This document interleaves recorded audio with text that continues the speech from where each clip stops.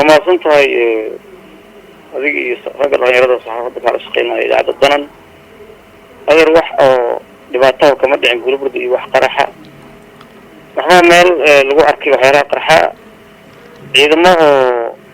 في قولي لو تبرئ لو ترجع الشعب كني كتب بديا إلى بدرس كله لما كان رجع قبياشة وحلو سودي بعي واحد أولا ما لو سودي واحد كورتكو سمين يهدا ولي بان كلا غراد انا اني وixii hore ugu balaabay wadanka oo waqtigii dawladii hore ka haray u keedi waxaa qarxo meelaha ku jiray ayaa matqana ciidamadu ay ku arkeen goob ay hawsha u joogeen oo garoonka ereediisa ah laakiin aan garoonka ahayn isla markaasna kooxda gobolada u soo barnada loo wacay tilaabtii loogu talagalay ka qaadeen oo waa fashiliyeen waayahay intaas ay si kale u sheegaan nimanka odayaashaas waxa la arkay nawaaxiga garoonka ciidamaduna ay ka hortageen wax intee leeg buu ahaa waa noocee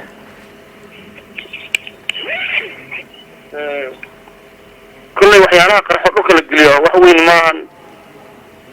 nimankaana mar walba waa isku dayaan inay waxyaalo noocaas sameeyaan laakiin hadda lama dhigi kara waxta ayagaa sameeye waa sheegteen hadday wax dhaceen ma miina ma bamba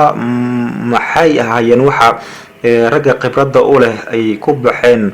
oo magaalada jugtiisa laga maqlay maxaa weeyaan yaa waxa ragga khibradda leh ay ku baxeen oo miina baarista nawaaxiga garoonka lagu arkay ma bambay ahayd ma miina waa maxay waxyaalahaas waxay ahaayeen waxyaalaha dhulka la geliyey mar haddii wixii ay meeshu alaabta qarax lagu arkaa oo ay sheegtay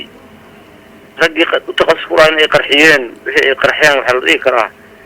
kulley waa wax loogu talagalay in ama dhulka ku jiro xilligii hore ama wixii qaraxa loogu talagalay ah laakiin waa laga badbaaday oo waa lagu talagalay in la qarxiyo rag loogu talagalayaana mataqaanaa diyaariis habka loo qarxi lahaa ma idinkaa qarxiyey mise iyagaa qarxay waxyaha ma anagaa qarxinay ciidamo gooniyo loo diyaariyo loo tababaray oo takhasuskaas leh iyo macallimiintooda oo weliba ku sugan buuriburta ilaa waqti xadirkan oo loogu talagalay wax noocaas inay ka hortagaana loo sheegay habkii loogu talagalaana loo qarxiyey garoonka diyaaradaha ee degmada buulaburde meel u dhow soo mahan meesha qarxu ka dhacay waa deegaanka waa garoonka ma aha laakiin waa deegaankiisa meel intee buu u jiraa cabir ahaan marka la eego meesha qarxu ka dhacay iyo garoonka intee isku jiraan waa isku jiraan 1 kilomitir bar waa meel u dhow marka garoonka khasaaraha ka dhashay intee ayuu leegyahay dadka dhagihiisa maqlay bas wax kale khasaaraha ma jiraan soo magaalada lagama maqlin qaraxan maqalkaasaa jira ma wax khasaaraha ma jiraan maqalkaa khasaare in la maqlaa khasaare hal ruux ayaa lagu waramayaa in uu ku dhaawacmay dhimashana dadka way ka gaabsan inay sheegaan maxaa ogtihiin maamulkiina dhimashiya dhaawac qaraxan waxa uu geystay adeertaas adiga baa ka maqlay saxaafad badan ay wareystay qof sheegaayo laakiin hadda aniga qofkii ugu dambeeyo mas-uulkii ah ku dhahayo wax ka jira ma jiraan dhaawacna ma jiro dhimashana ma jirto garoonkan qof garaafka ku gaartay ma jirto waa gartay ciidamada Djibouti soo fariisin kuma lahan nawaaxiga garoonkan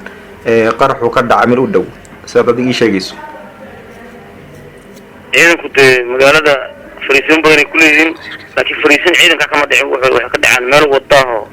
airportka loo isticmaalo oo ma ciidanka fariisin ku leh Djibouti iyo kuwa dawladda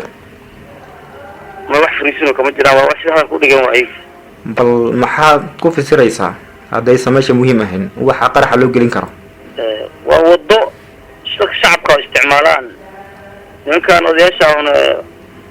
dhibaatada Soomaaliyeed gacmaha ku hayaaho dadka shacabka ah waxay la beegsadaan inay qarax iyo wax u dhigaan si khasaaraha ummadda Soomaaliyeed ugu farxaan laakiin sharciyeedna ma ahayn erborna ma ahayn wadada shacabka ku adeegtaan oo dadka miyiga ka yimaada isticmaalaan erborka loo maray marka laga hadlaya waxa saxda ah ee jira waxa la qarxiyay ama ha qarxaane wax cusub ay ahaayeen mise wax duugoobay oo muddo halkaasi ku jiray? meeshu waa dhul sida ka warqabtaba aan dhagaxa oo buuro ah oo dhul dhagaxa ah waxbaa la geliyo lagu aasay qalabka waxa qarxa lagu arkaana sheegay raggii taqasku lahaayeen waxay dhaheen waxaanu waxyaalaha qarxo meesha ku jiray ahaa in hadda la geliyay inay hore ugu jiraan ma kala garan karo. waayahay wax cusub ay ahaayeen waxa qarxay waxa ka haray marka la baaray wax cusub ama wax duugoobay sidaas baa lagu ogaan karaayay maxaad indhihiina saarteen oo aragteen waxa qarxay? waxa qarxay halkaan waa dambas waxaan ku aragnay meesha qarxi dhagaxii aan ku aragnay meesha way baabi'inaa. waa gartay meel fariisin ah oo garoonka laga ilaaliyo ama mas'uuliin ay ku dhow yihiin oo ciidamo Jabuutiyaan iyo kuwa dawladda ay ka howlgalaan sidee loo ogaan waayay inay wax qarxa ku jiraan ama lagu aasay maxaa dadku u sheegaysaa? waa su'aal fiican laakiin waa ka qancina adeerkii marka ay tiraahdo sidee loo ogaan waayay sidee meel muhiim ah noocaas loo sameeyo waa marka ay tiraahdo maalin walba sayidka iyo wasaaradda arrimaha gudaha iyo wasaaradda amniga iyo madaxtooyada irdada waxa ka dhacay Muqdisho joogtaa sidee loo ogaan waayay haddaan ku yidhaha maxay leedahay? taasi dad baa shaqo ku leh oo mas'uuliin ah oo lagula xisaabtamaya tan adiga ku qusaysa buula burde maxaa ka leedahay? waxaan ka leeyahay dad waxaan dhihi karaa waa dad reer buula burda oo looga adkaaday dagaalka oo alqaacidada la shaqeeyo oo magaalada ka maqan markastana waxay sameynayaan wixii dhibaato annaga nagu ah annaguna waxaan daba taaganahay inaan guulo ka gaarno oo ayagoo nool iyo ayagoo dhintaba aan dad shacabka Soomaaliya horkeena. haddiiba sidaas aad ogtihiin oo cadow aad leedihiin oo buula burda idinla jooga ama ka baxsan oo dad kale adeegsanaya maxaad uga feejignaan weyseen oo qaraxyada leedinku dhigaya? waa shaqeynaa maxay wax u dhacay maan ugu aad weydiinaysaa? waayahay shaqada waa in wax la qabto soo mahan? waan haynaa kuwa qaraxyo dhigi jiraan haynaa kuwa weerar soo qaadan haynaa maxaabiistii xabsidii ku jiraan kuwa xala meeshay ku hoydeen aan ku hoyi karna haynaa oo ciidamadii aan maanta ka daba dirnay ee daba taagan yihiin. waa gartay yaa qaadanaya waxaan dhacay qarax ah mas-uuliyadiisa ma xubnaha maamulka qaadanaya masaakiishii ciidankii buula burda ka howlgelayay laba qayb haddii loo dhigo kuwa Jabuuti iyo kuwa dawladda iyo qaybtiina maamulka ah? dadka Soomaaliyeed dili jiray oo gafuurka u dooba jira qaadanaya maxaa ku dhacay qarax qofkii dhigo ayaa qaadanayo qofkii qof Soomaaliyeed caqabad ku ahaan qaadanay iyo al-shabaab iyo nimanka sheegtay hadda Twitter ku soo qoray oo baraha bulshada soo dhigay. laakiin idinka ka horeeyo dadkii buula burda madax looga dhigay oo kan dhiban kan xanuunsan iyo kan baahida u dhimanaya mas'uulka ah. dadkaas oo habeenii maalin baan dul taagan oo geesaan ka taagan oo waan ka warqabnaa amnigooda iyo caafimaadkooda laakiin qaraxa waa sababo kala adeer. marka qofkii qarax ku dhinta ama shabaab ay dilaan ma og tahay in mas'uuliyadka ahaan idinka dusha idinka saaran tahay oo shabaab aan la weydiinaynin? laakiin haddii aniga ka difaacaya aniga aan ku dhintana waa diyaaraan u ah. maxaad difaacaysaan? qarax baa dhacaya haddana waxaad ii sheegaysaa in rag shabaab ka tirsan oo buula burda jooga inay arrintan ka dambeeyaan mana jirto cid loo soo qabtay waxa dhacaya? buula burda taas meeshaas inaa ku noqotaan rabi lahaa iska sax. buula burda ma joogaane waa raggii buula burda laga saaray oo al-shabaab ahayo buuraha ku jiro. sidee qarax u keenayaan niman buura ku jira oo magaalada laga saaray yaa u adeegaya? Muqdisho looga soo adeegaa iyo magaalooyinka waaweyn Yemen iyo Kenya iyo meelo kamid ah. waayahay haddii sidaad u dhigtay aan u dabagalno haddii Muqdisho laga soo diray oo buula burday soo aadayaan wadada miyaysan ciidan joogin miyaysan magaalada ka howlgelin maxaa lagu hortagin? waa mahadsan tahay